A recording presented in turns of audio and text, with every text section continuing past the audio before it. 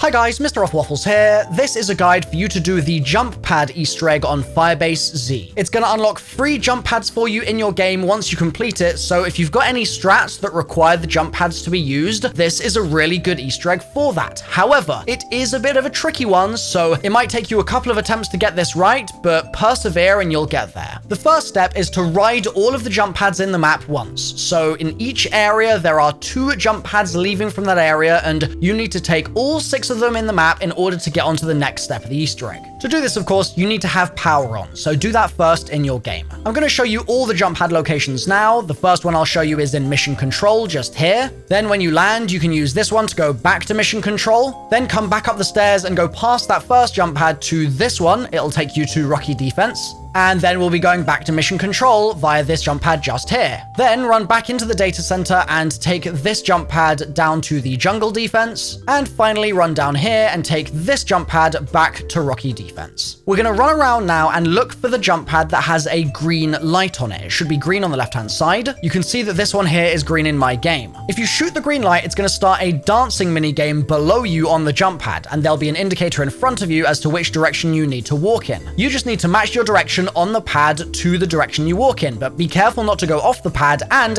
if you're in solo and there's a zombie chasing you, it can be pretty difficult to do this, as you can see in this clip here. So I'm going to quickly run you through building the essence trap so that all you solo players can trap a zombie in the trap itself, and that way you don't need to worry about hoarding or anything while you're trying to do this. To get an essence trap, go talk to Ravenov in the spawn, then go to Peck in Mission Control and have a chat with him, and then go back to Ravenov in spawn, hold square to chat with him again, and grab this keycard that he gives you at the end of the conversation. Then run to the 3 lockers that I'm showing you in the gameplay here. The first is in the village, and you can hold square on it and collect a serum from inside. The second is just here in the tunnel to engineering, and the third is just here in the colonel's office. These 3 serums need to be brought to this machine, and when you hold square on it, it's going to spawn in some fiery dogs.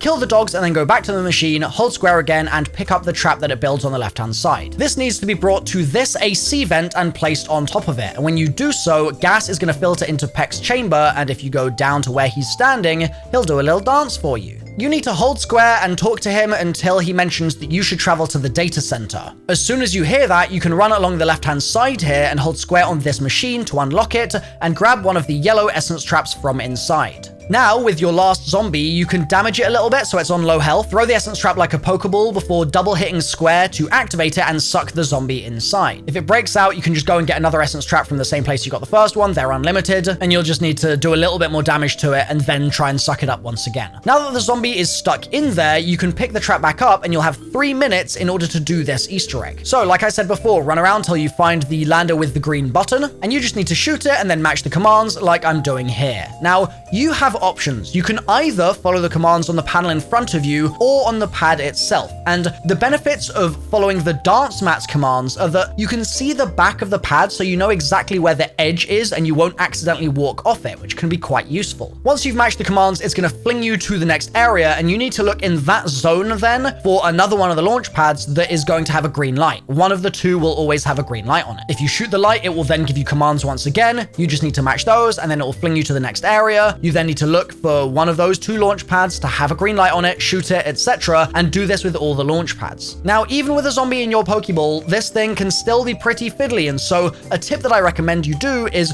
always make sure when you shoot the green light, you're standing in the very center of the pad so that you have enough room to move in whatever direction you're needing to move into first. And also, as long as you don't move the opposite direction to what it says, you'll normally be okay with these. If it says left and you accidentally jiggle right first, then there's a strong chance that you'll fail, and you'll then need to go to the next round to try it all again. But as long as any kind of accidental movements are not in the opposite direction to what it's saying, you should be okay. Once you've completed the 6th one in a row, all the jump pads in the map will be free from that point onwards. I've been MrRoflWaffles. This has been a No Nonsense Guide.